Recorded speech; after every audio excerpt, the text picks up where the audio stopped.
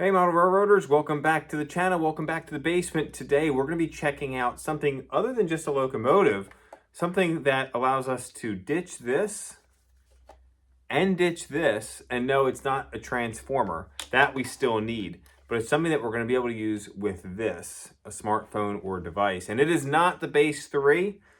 That's not here yet. It'll be here sometime, or it won't. Either way, today we're going to be checking out something that's a really neat, new, revolutionary technology in our hobby, something that's completely changing the game.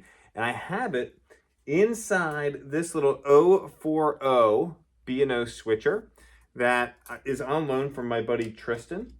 And this has what we call Blunami in it. And Blunami, as I mentioned, is kind of a revolutionary new game changer to our hobby, which allows us to run locomotives with Bluetooth through the Blunami app. So we have the Blunami app, it will connect to our Blunami locomotive, and then we can run it on any powered track. We do not need a DCS signal, which is garbage, or a legacy signal, which is garbage. Forget about, actually that's not true. Legacy signals aren't garbage. DCS signals are garbage.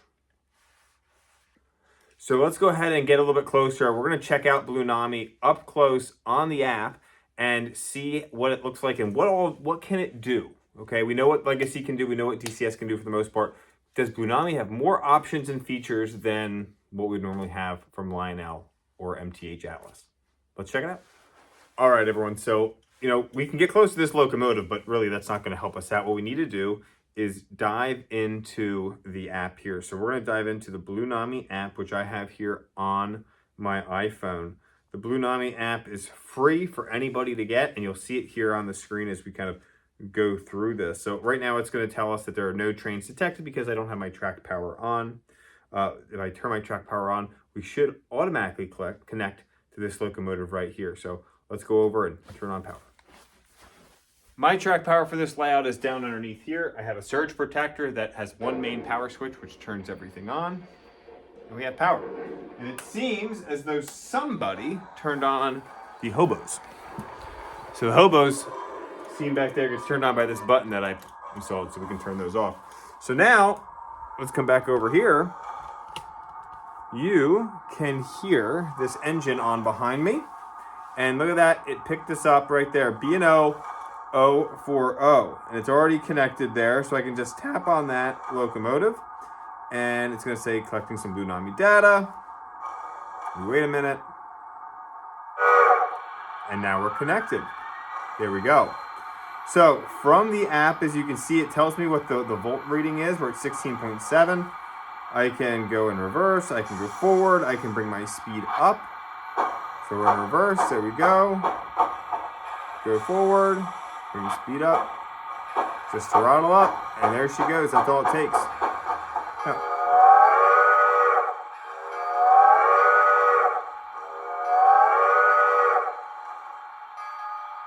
bells. I can turn the lights on or off.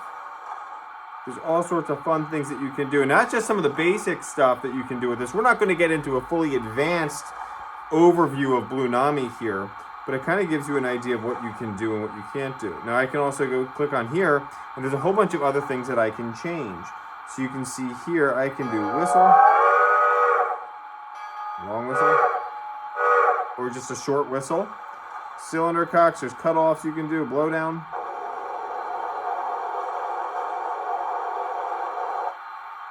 You can mute it altogether, so if you don't want it to make any sound. You can put it in switcher mode, coupler. And coupler select's pretty cool.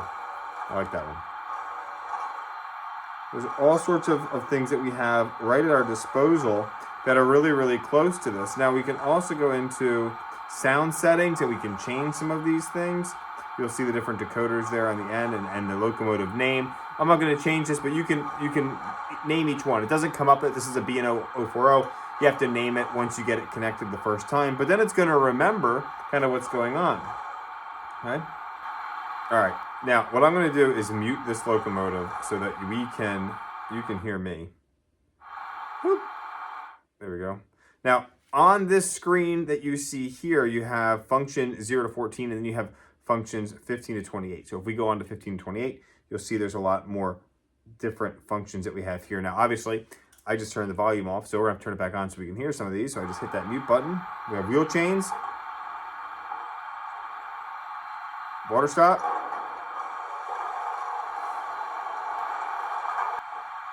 injectors. Some of these are harder to hear. Little cab chatter. Now, let's say, because I've got the app here, let's say I've got more than one Blunami locomotive on my layout running at one time. Now, we could do last steps with these, but let's just say they're on different loops. I need to toggle between each one. Right now, I'm in the B&O 040. As you can see, I can click over back to home, and I can click multi-train, and now I can have them all stacked up there so that we can run each one. And there we go. Some of the basic controls that we have. Now, there are all sorts of different things that we can do within the locomotive itself. So if you go into the sound settings for this locomotive, before we do that, let me go back. We're going to mute this one more time. There we go. So we're going to go in the settings. We're going to go in the sound settings. And then what we're going to do is main sounds. Now, you can see the exhaust chuff options that we have. We have heavy too, we have light. You can do geared also. We're gonna leave it where it was at heavy too. The whistle, you can change the whistle. So if you look here, you'll see the different whistle options that the Blunami app has. And it has it in the app and it just sends it to the board for what to do. So you can see, oops, sorry about that. You can see all of those different whistle options that this app has. Pretty sweet. So let's go back. Let's go ahead and turn the volume on. We'll go into sounds. Main sounds, whistle. We are at K36. We go to a 5 chime.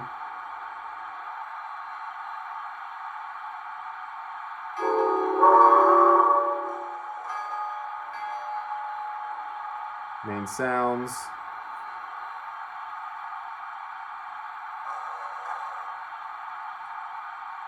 I'm just gonna go back to that. The bell, you can change the bell. The air pump sounds, coupler sounds. These are all things that you can change under the main sound heading. Now if we go into other sounds, all right, you can see different things that you can change. Blower volume, reverb frequency, cylinder cocks, brakes, independence. You can, brake when you apply the brake, makes train slower. You've got all sorts of controls in here. So you can kind of see them all here inside the app. All these things here inside the app that you can change. I mean, look, every time I scroll down, the little bar just pops back up. Cab chatter will just start as you're waiting. As you're waiting, cab chatter just kind of picks up. Pretty cool stuff. Other settings.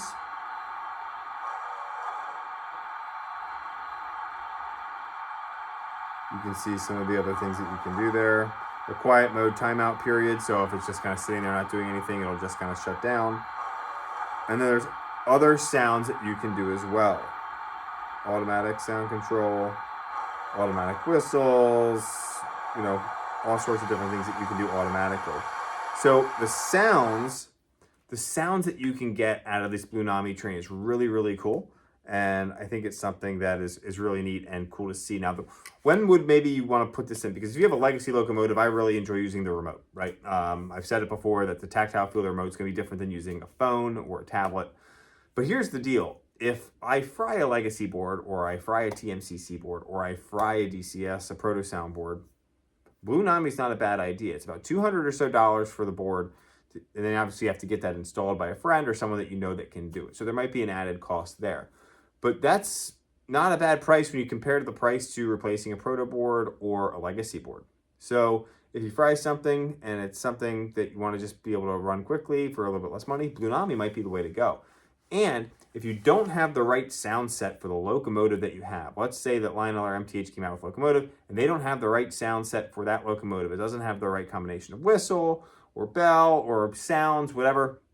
Blunami probably has it because of that huge library of sounds, and that's continuing to get added to. And we were just looking at a lot of the steam options today. There are also diesel and electric options. So all sorts of different things are coming out that you could add into your locomotive. I'm thinking ahead to third rail is coming out with chargers pretty soon. And when those chargers come out, it's probably gonna have like -8 sounds in it, because that's kind of how things run when you have TMCC and rail sounds. And so I'm thinking maybe of converting that locomotive to Blunami and then getting the actual sounds from that locomotive through the Blunami app. So pretty cool, pretty neat stuff. So let's go ahead and we're gonna run this little guy around the layout here and check it out. But let me know what your thoughts are on Blunami. I know that using the phone, using the app isn't our favorite thing in the world, but this is another way also that we're gonna be able to attract more people into the hobby, because it's a lot easier to find one of these than it is to find one of those legacy remotes or those DCS remotes. And if we've got young people joining the hobby, this is gonna be a step forward. Kids today are digital natives. They are used to using these, and it's just an opportunity for them to be able to easily get into the hobby. As much as we may not like that, we do want people to get into the hobby. So pretty neat stuff. I want to thank my buddy Tristan from Lower Susquehanna Valley Modular Railroad Club for loaning out this little 040 so we could do this video. I look forward to adding a Blunami train to my collection very soon. Thanks for watching, guys.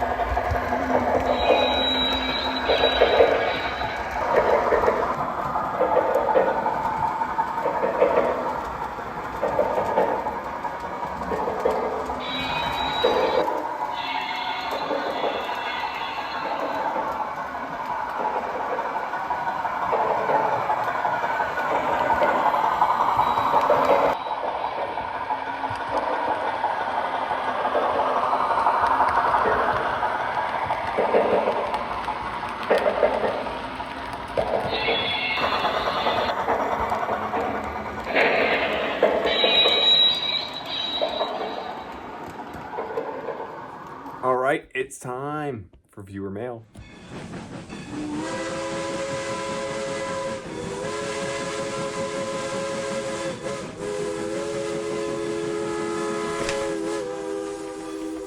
All right, so today's viewer mail question comes from Brad. Brad has submitted a question before, and Brad, thank you again for submitting a question to our email account. We'll try to get those answered if you submit your questions. We have a couple in the inbox that we're going to be getting through in the next couple of videos.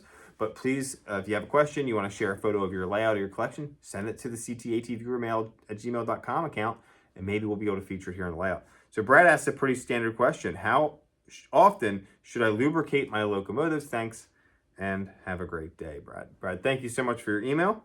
So how often should you lubricate your locomotives? I think it depends on how often you run your locomotives. Now, I would always say defer to the manual for that locomotive that you own, that model. The company is going to tell you in the manual how that maintenance and the maintenance schedule should work. Now, one thing that I do recommend is whenever you get a new locomotive, you should probably flip it over into a nice foam cradle and lubricate it before you run it. Now, I've found that Atlas and MTH engines typically come pretty well lubricated. Lionel are hit or miss. Sometimes they're lubricated and sometimes that gearbox is bone dry. So you're going to want to go online or to a hobby shop and ask for a good model gear lubricant so that you can lubricate the gears inside that locomotive. Now, underneath your locomotive, if you flip it over in a nice foam cradle, you'll see a screw and it'll say in the frame grease. So you can unscrew that and then you can add a little bit of grease into that where the screw came out, and just make sure that screws back in nice and tight. The other thing I like to do is use some oil on the gears, the side rod areas and things like that. We'll use this as our little example. You're going to have the side rods and things like that. If you flip this over, inside each of those joints, you usually have a little needle point with the oil, so you can touch up some oil into those axles, and that will really help make sure that your locomotive is running smoothly. Now, if you're running your locomotive and you hear it beginning to squeak, things like that, squeaking is not a great noise. Remember, the squeaky wheel gets the grease, so make sure you give it the grease. If you notice that your locomotive is squeaking, that means something has run dry of grease or oil, some type of lubricant. You want to make sure you get in there and provide some maintenance for that locomotive quickly so it doesn't grind anything out or do any damage. Those gears, those gearboxes do need to have a good grease in there so that they stay healthy and can last you for a long time. So that's my recommendation. I am not a repair tech, but those are the practices that I follow here with my collection in the basement. So thank you all so much for watching. Brad, thank you for your question. If you have a question or you want to show a photo of your layout, send it to that email address, CTATViewerMail@gmail.com. Thanks for viewing, guys. Have an awesome day.